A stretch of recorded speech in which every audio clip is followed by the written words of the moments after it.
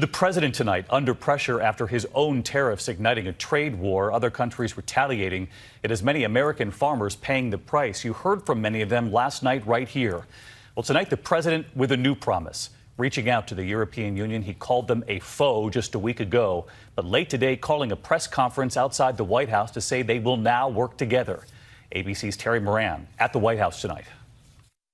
Reeling under increasing pressure from American farmers, congressional Republicans, and nervous Wall Street investors, President Trump suddenly shed his trade warrior persona today and declared a truce with the European Union. So we had a big day, very big.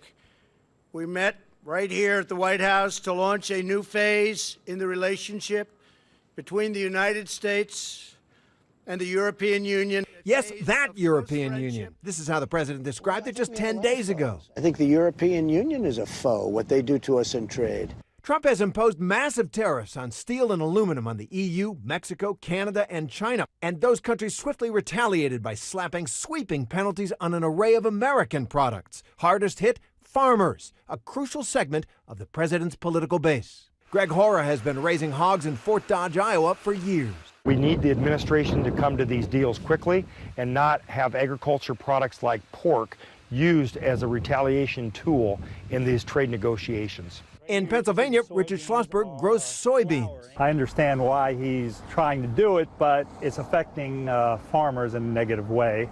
So yesterday, a bailout. President Trump promising farmers a whopping $12 billion in emergency payments right before the midterm elections. Congressional Republicans who ran on free trade and budget discipline hated it. And farmers don't want a dole. They want to trade. They don't want aid.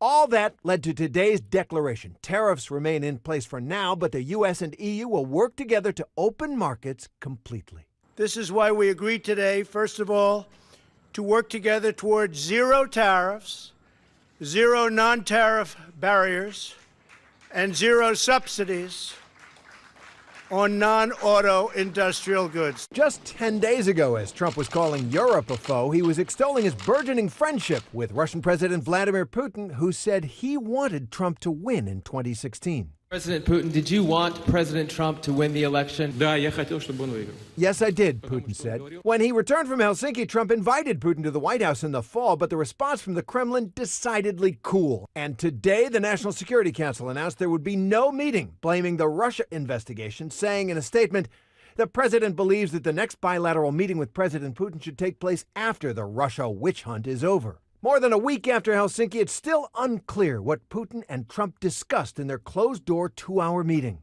Secretary of State Mike Pompeo grilled on Capitol Hill today. Has the president told you what he and President Putin discussed in their two-hour closed-door meeting in Helsinki? The presidents have a prerogative to choose who's in meetings or not. I'm confident you've had private one-on-one meetings in your life as well. I asked you a simple question. I hope we're going to get through it. Did he tell you what transpired in the two-hour meeting? I've had a number of conversations with President Trump about what transpired in the meeting. The back and forth on Capitol Hill today. Terry Moran live at the White House tonight, and Terry, Secretary of State Mike Pompeo says President Trump did brief him on that one-on-one meeting with Putin, the two behind closed doors, for 2 hours, in fact. But Secretary Pompeo, you were watching as well, Terry, seemed reluctant to go into detail with Congress today. And the lack of those details, David, that's got senators in both parties worried. The Kremlin is already declaring that, quote, important verbal agreements were reached that they're beginning to implement. Senators want to know, were there any deals? What were they?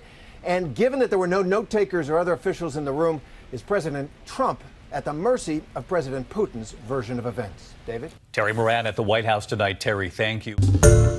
Hi, everyone. George Stephanopoulos here. Thanks for checking out the ABC News YouTube channel. If you'd like to get more videos, show highlights, and watch live event coverage, click on the right over here to subscribe to our channel. And don't forget to download the ABC News app for breaking news alerts. Thanks for watching.